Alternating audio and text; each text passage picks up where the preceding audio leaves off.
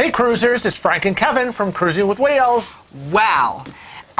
Passports might be a thing of the past for some of you right now, and possibly all of us in the future. Welcome to another Travel Tech Tuesday.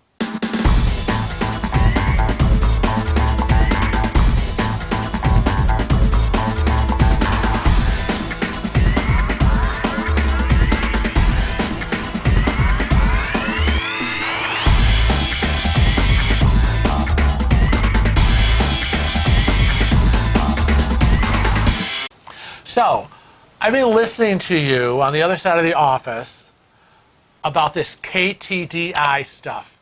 As you've been looking into it and researching it, and all I hear is KTDI, KTDI, passports, and blah, blah. What the heck is KTDI? Well, it's kind of cool because, you know, I'm a techie.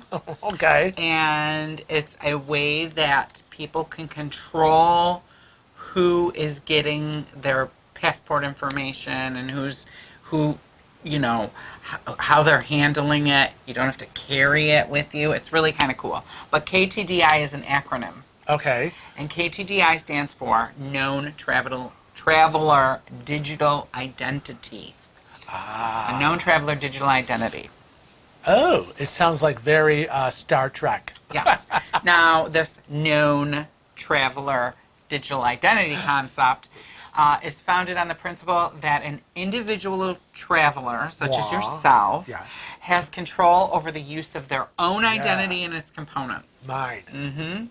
Now, due to this decentralization, as they call it, of control over the components of their identity, the traveler can push proof of their identity information securely secured by distributed technology and cryptography to the government and private sector entities throughout their journey. And it's all done through your cell phone.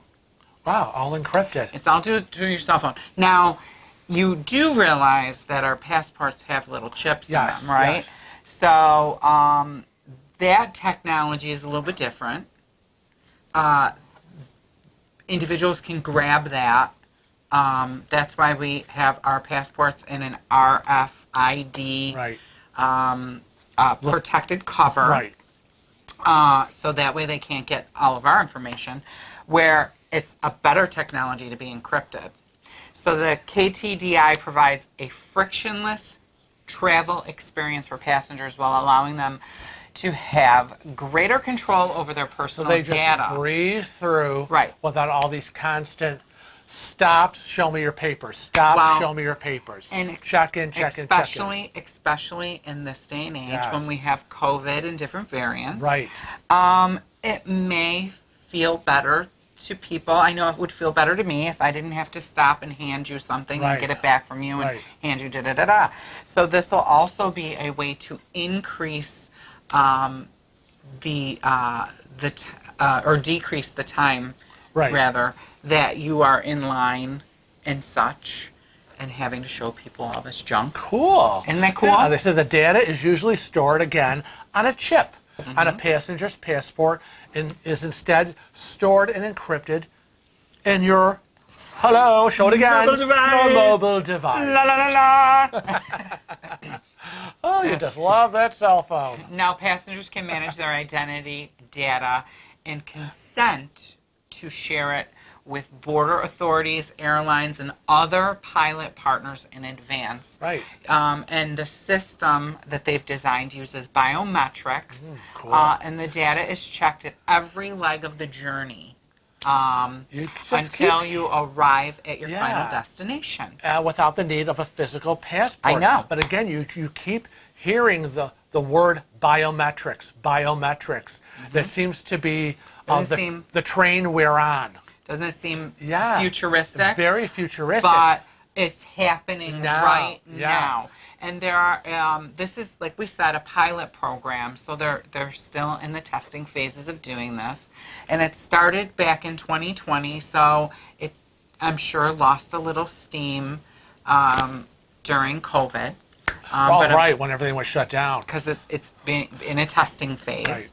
Right. And passportless travel Now, in effect, you can fly passport free between Canada and the Netherlands. I know, is that cool?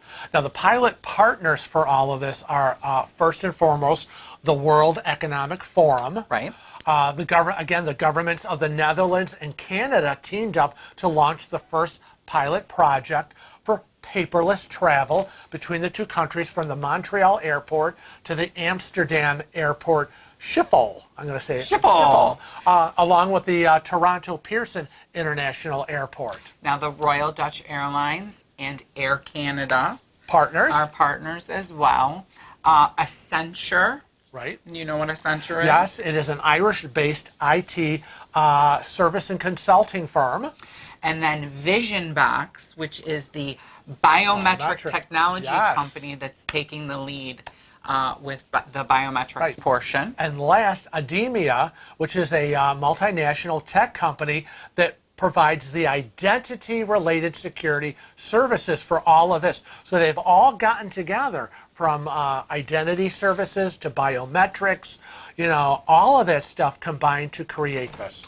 Now, it's really interesting because you can access to verified personal biometric, biographic, and historical travel everything data. About you, yeah. While enable entities along the way to undertake advanced risk assessment and verify the traveler's identities and provide seamless access through the biometric recognition technology. So all the history of, what do these two guys keep flying to Miami for?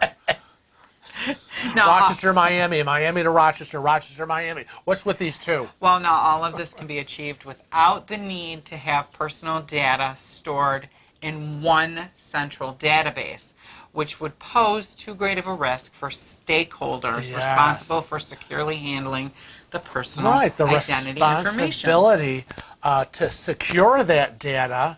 And there's been all the hacking that's going on, identity theft that goes on, the responsibility of these companies who do store it, and the liability involved. Now, a working prototype of the concept demonstrating specific use cases is going to be showcased and was showcased at the World Economic Forum annual meeting in 2018 to all their policymakers, the technology innovators, and business executives. And like we said, moving forward, the project will seek to implement a scalable pilot program, which they now have in effect. Right. And it just is so interesting. So I think it's fascinating that we have gone from this to this, and I'm expecting shortly in the future we're going to go to this, which we see in the movies, which are the implanted in your body, and they just scan the chip that you have because that chip is you. And I see us going to that, and we watch these movies and we think, oh, it's also way in the future, but the future is already here. It is. And I think we need to acknowledge some of the people that were involved, like Mark Garneau. Yeah, he's the Minister of Transportation of Canada. He was a pioneer in this, and the entire team from the Government of Canada. Right. Having contributed to this project. And the prototype development that was grounded in pragmatic public sector experiences. God bless the public sector. Innovation, creative minds, forward thinking. They're going to take us where we need to be. So this is really exciting. Right. And the World Economic Forum and Accenture and their collaboration are going to shape the future of security and travel. I mean, whether you're traveling on a plane, on a ship, I think this is going to be the wave of the future. We've already seen this in a way, a little bit of the biometrics system. Yes. We still have had to show our passports. Right. But remember the last cruise we went on? Port of New York. Port of New York, we got off, and they kind of scanned our face. That's right. With an iPad, and it brought up our passport. Right.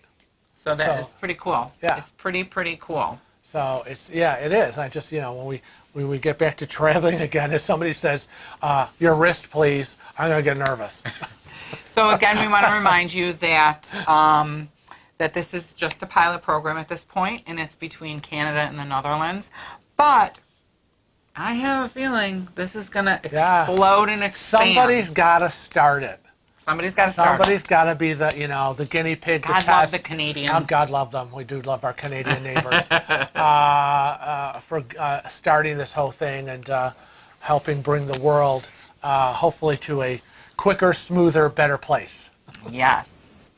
We want to invite you to become a regular Cruising with Wheels family member. That's right. Right? Don't just watch our videos. All you have to do is click that little subscribe button, hit that little bell, because you don't want to be a ding-a-ling, and you'll get regular notifications of when our videos go live. We're also on Twitter, Instagram, and Snapchat, and Facebook. Facebook. Frank has a huge cruising community on Facebook. It is called Cruise Chat. You are more than welcome to join. It's a private Facebook group. Just type in Cruise Chat, click to join. I will see your request, and I will invite you in. But until next time, we want to remind you all to travel safe and cruise often.